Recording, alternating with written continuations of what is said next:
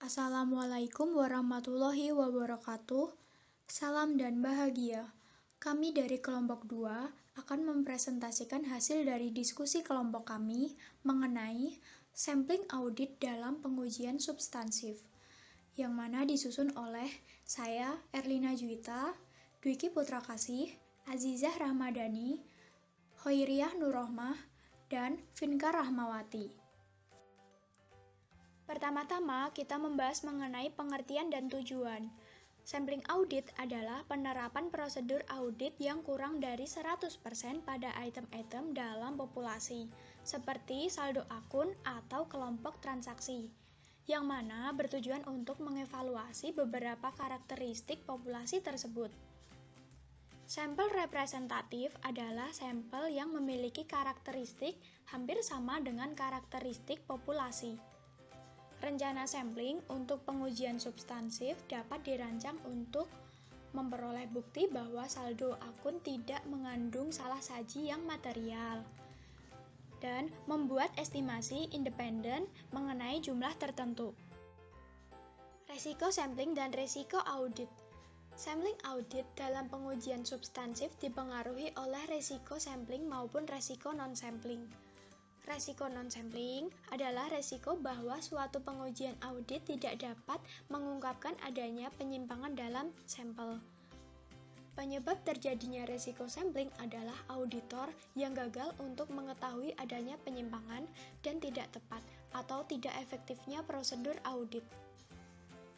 Resiko sampling adalah resiko auditor dalam mencapai suatu kesimpulan yang keliru karena sampel tidak mencerminkan populasi. Resiko sampling adalah bagian dari inherent dari sampling yang disebabkan karena pengujian tidak dilakukan terhadap keseluruhan populasi.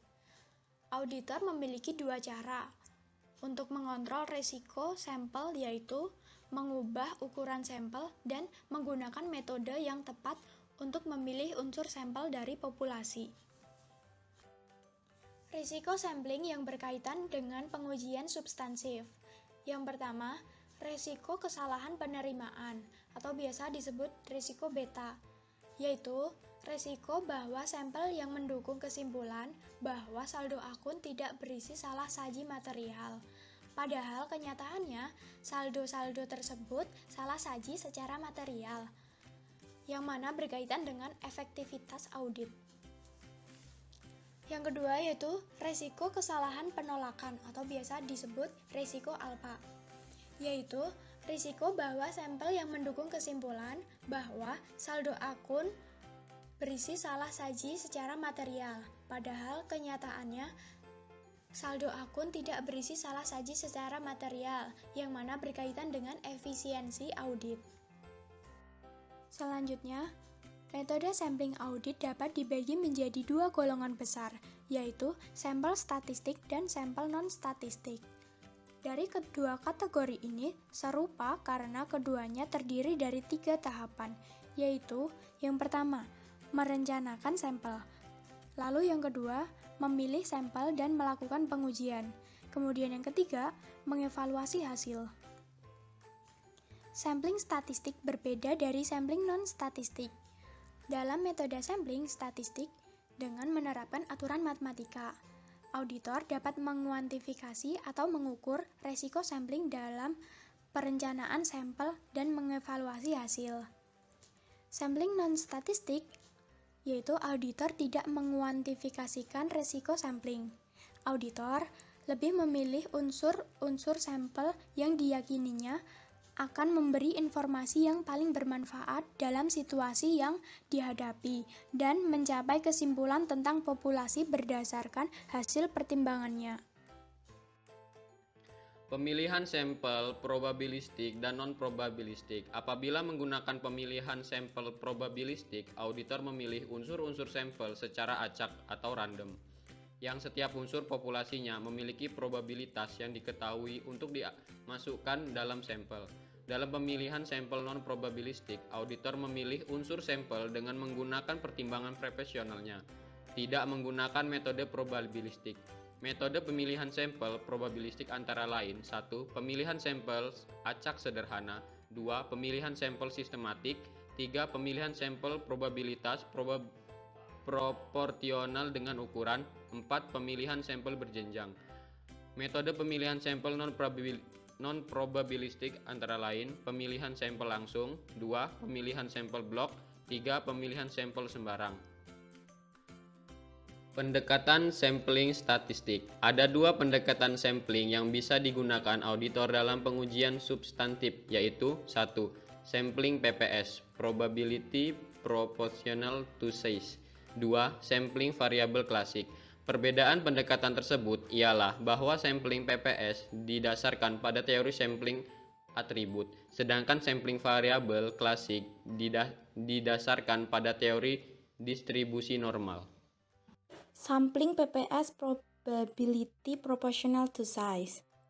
Sampling PPS adalah suatu pendekatan yang menggunakan teori sampling atribut untuk menyatakan kesimpulan dalam jumlah nominal, bukan sebagai tingkat penyimpangan. Jenis sampling ini bisa digunakan dalam pengujian substansif atas transaksi dari saldo dan saldo-saldo. Model ini diterapkan dalam pengujian transaksi dan saldo untuk lebih saji dan bermanfaat dalam pengujian untuk 1. Piutang pada saat kredit yang tidak dapat diaplikasikan dalam akun pelanggan tidak signifikan. 2. Sekuritas investasi. 3. Pengujian harga persediaan jika terdapat sedikit perbedaan yang diantisipasi. Keempat, tambahan aktiva tetap. Tujuan sampling PPS pada umumnya adalah untuk memperoleh bukti bahwa saldo akun yang dicatat tidak salah saji secara material. Auditor perlu melaksanakan pengujian lain pada sampel atau item-item dalam populasi sebelum menyimpulkan bahwa seluruh asersi yang berkaitan dengan akun tersebut telah bebas dari salah saji yang material.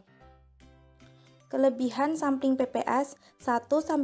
Sampling PPS umumnya lebih mudah digunakan daripada sampling variabel klasik karena auditor dapat menghitung ukuran sampel dan mengevaluasi hasil sampel secara langsung atau dengan bantuan tabel.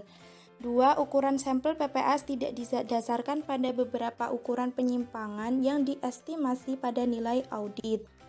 3. Sampling PPS secara otomatis menghasilkan sampel yang sudah distratifikasi karena item-itemnya dipilih dalam proporsi pada nilai rupiahnya.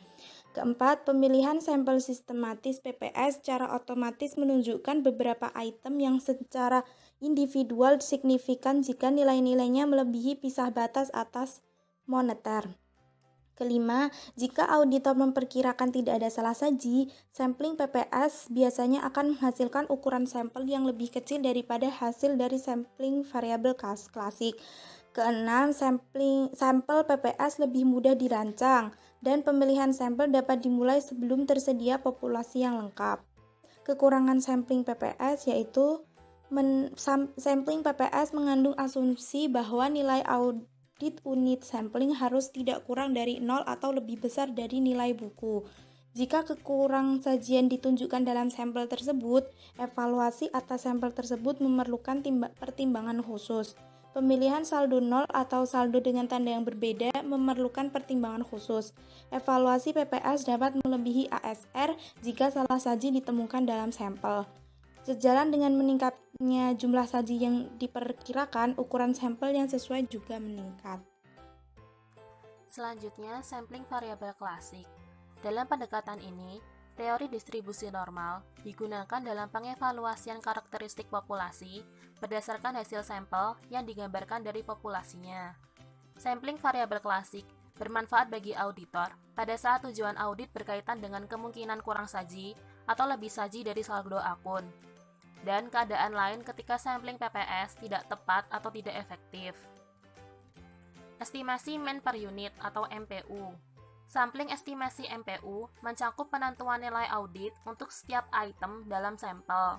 Rata-rata nilai audit ini kemudian dihitung dan dikalikan dengan jumlah unit dalam populasi yang ditemukan pada estimasi total nilai populasi. Cadangan risiko sampling yang berkaitan dengan estimasi ini juga dihitung untuk digunakan dalam mengevaluasi hasil-hasil sampel tersebut. Estimasi diferensiasi. Dalam sampling estimasi diferensiasi, perbedaan hitung untuk setiap item sampel dari nilai audit item tersebut dikurangi nilai bukunya. Rata-rata perbedaan ini kemudian digunakan untuk memperoleh estimasi nilai total populasi, dan variabilitas perbedaan digunakan untuk menentukan cadangan resiko sampling yang dicapai. 3 kondisi berikut diperlukan dalam penggunaan estimasi diferensiasi. Pertama, nilai buku setiap item populasi harus diketahui. Kedua, total nilai buku populasi harus diketahui dan sesuai dengan jumlah nilai buku item-item secara individual. Ketiga, terdapat perbedaan yang besar antara nilai audit dan nilai buku yang diperkirakan. Estimasi rasio. Dalam sampling estimasi rasio, pertama auditor menentukan nilai audit untuk setiap item dalam sampel. Berikutnya, rasio dihitung dengan membagi jumlah nilai audit dengan jumlah nilai buku untuk item sampel tersebut. Rasio ini dikalikan dengan total nilai buku untuk mendapatkan estimasi nilai populasi total. Cadangan resiko sampling kemudian dihitung berdasarkan variabilitas rasio nilai audit dan nilai buku item sampel secara individual. Selanjutnya, kelebihan dan kekurangan sampling variabel klasik. Kelebihan sampling variabel klasik yaitu 1. Sampel-sampelnya lebih mudah untuk diperluas daripada sampel PPS jika diperlukan. 2. Saldo nol dan saldo yang bertanda berbeda tidak memerlukan pertimbangan perancangan khusus. Yang ketiga, jika ada perbedaan yang besar antara nilai audit dan nilai buku, tujuan auditor dapat terpenuhinya dengan ukuran sampel yang lebih kecil dibandingkan dengan sampling PPS. Kemudian kekurangan sampling variabel klasik yaitu yang pertama, sampling variabel klasik lebih rumit dibandingkan dengan sampling PPS. Umumnya, auditor memerlukan bantuan program komputer untuk merancang sampel yang efisien dan mengevaluasi hasil sampel. Yang kedua, untuk menentukan ukuran sampel, auditor harus mempunyai estimasi penyimpangan standar karakteristik yang dikehendaki dalam populasi. Selanjutnya, sampling non-statistik dalam pengujian substantif. Menentukan ukuran sampel. Pertimbangan yang hati-hati dalam perancangan sampel harus dilakukan untuk memperoleh sampel-sampel yang efisien dan efektif. Hal ini dihasilkan dalam sampel statistik yang secara eksplisit menspesifikasi faktor-faktor penting dan menghubungkannya ke model matematika. Pertimbangan faktor-faktor yang sama dalam sampel-sampel non-statistik dapat membantu menghasilkan sampel yang lebih efisien dan efektif, sekalipun faktor-faktor ini tidak secara eksplisit dikuantifikasikan. Mengevaluasi hasil-hasil sampel. Dalam sampling non-statistik, seperti halnya sampling statistik, auditor harus memproyeksikan salah saji yang ditemukan dalam sampel pada populasinya. Mempertimbangkan risiko sampling ketika mengevaluasi hasil sampel. 2 metode yang dipakai dalam memproyeksikan salah saji dalam sampling non-statistik adalah yang pertama metode rasio, di mana auditor mengestimasi nilai audit populasi berdasarkan rasio nilai audit sampel dibagi dengan nilai audit sampel-sampel tersebut.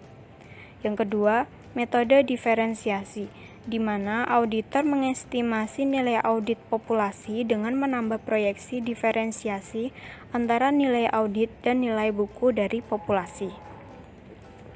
Terima kasih atas perhatiannya. Apabila terdapat salah-salah kata, kami memohon maaf.